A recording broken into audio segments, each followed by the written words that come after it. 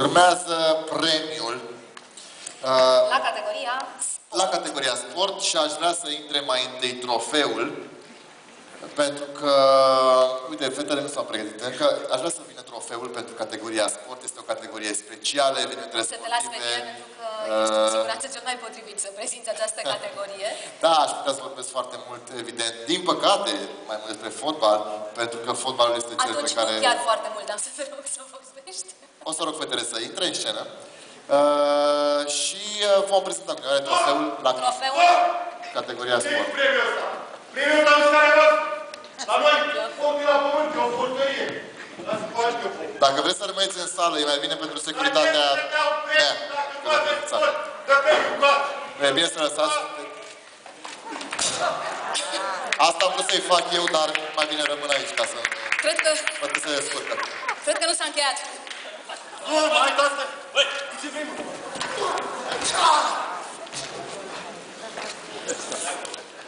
Dacă ai nevoie de mine, mă chem. Nu, Andreea, te rog, vino aici. Cred că ești mai în siguranță.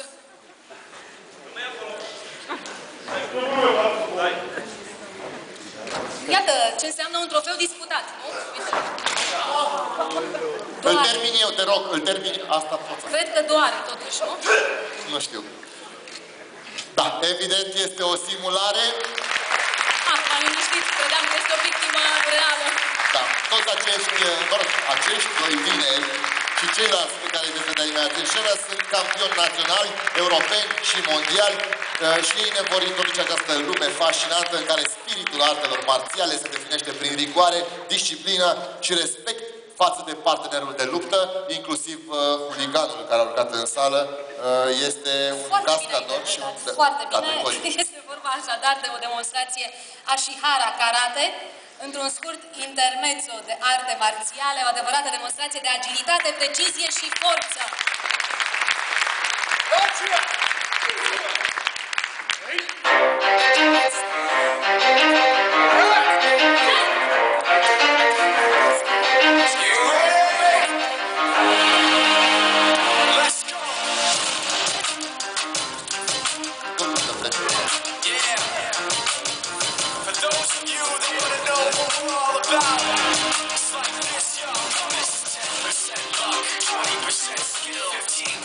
Concentrated power of will, 5% pleasure, 50% pain, 100% reason to remember the name. Like, he doesn't need his name up in lights, he just wants to be heard, whether it's the beat of the mic. He feels so unlike everybody else alone, in spite of the fact that some people still think that they know, but no, he knows the code. It's not about the salary, it's all about reality and making some noise, making a story, making sure his click stays up. That means when he puts it down, time's picking it up. Let's do the Hennessy anyway. You never really toss much, never concerned with status, but still even him starstruck. Humble through opportunities given despite the fact that many misjudge him because he makes a living from writing raps. Put it together himself, now the picture connects. Never asking for someone's help, have to get some respect. Let's only focus on what he wrote. His will is beyond reach, and now it all unfolds. The skill of an artist. 20% skill, 80% fear, be 100% clear, cause Ryu was ill.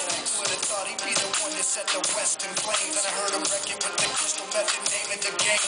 Came back, dropped Megadeth, took him to church. I like Bleach, man. Why you had the stupidest verse? Let's do this the truth. Now everybody giving them guest spots and stocks through the roof. I heard him with S. This is 10% luck, 20% skill, 15% concentrated power of will, 5% pleasure, 50% pain, 100% reason to remember the name. Call him Ryu, he's sick and he's spitting fire and Mike got him out the dryer, he's hot. Found him in Fort Minor with top gun, nihilist porcupine. He's a the type women wanna be within rappers. Hope he gets 8 years and they're making patiently waiting to blow. Now the record we should know is taking over the globe. He's got a partner in crime, is equally dope. You won't believe the kind of that comes out of this kid's throat.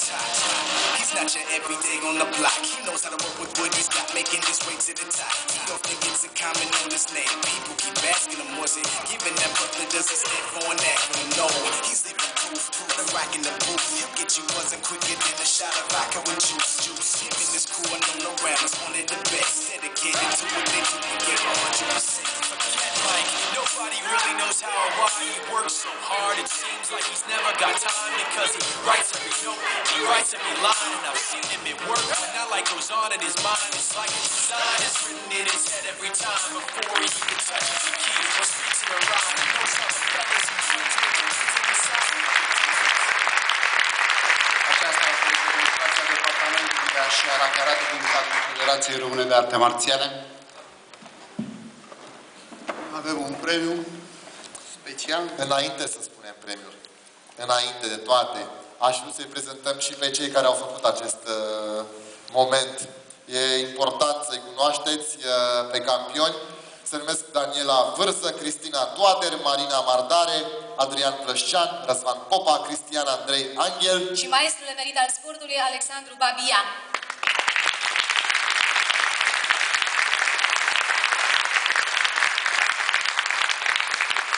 Acum domnul Petrică Bulmagă, da? Este momentul să anunțați. Este o onoare pentru categoria sport cu persoană deosebită. Cel care a fost decernat sau desemnat câștigătorul acestei categorii este domnul Lucian Gute. Domnul Lucian Gute, Un campion mondial care nu are nevoie de elogii și totuși trebuie spus răspicat.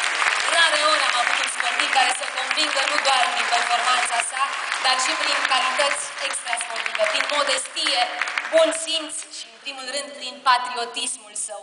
din păcate nu a putut fi în această seară aici, așa că acest premiu va fi ridicat de domnul Rudel Obreja. Superlativul VIP 2011 la categoria sport. Îi va fi atribuit așadar sportivului Lucian Gute.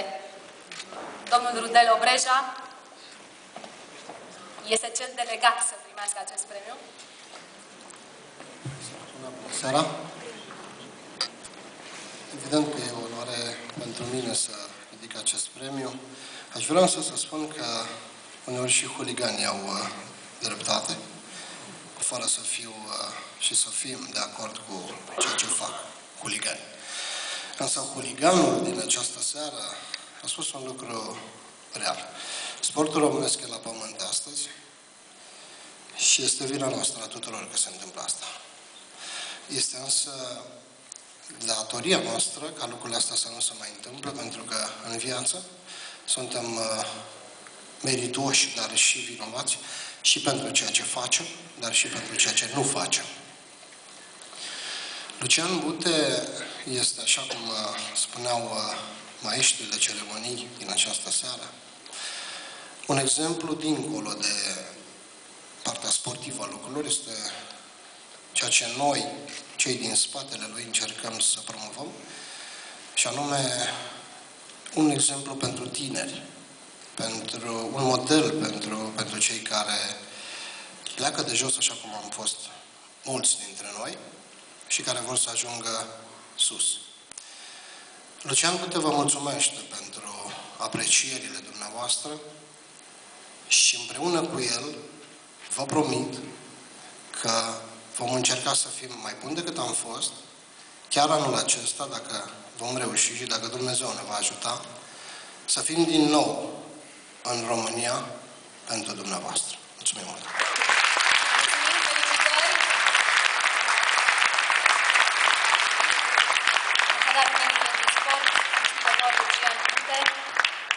Spuneam la începutul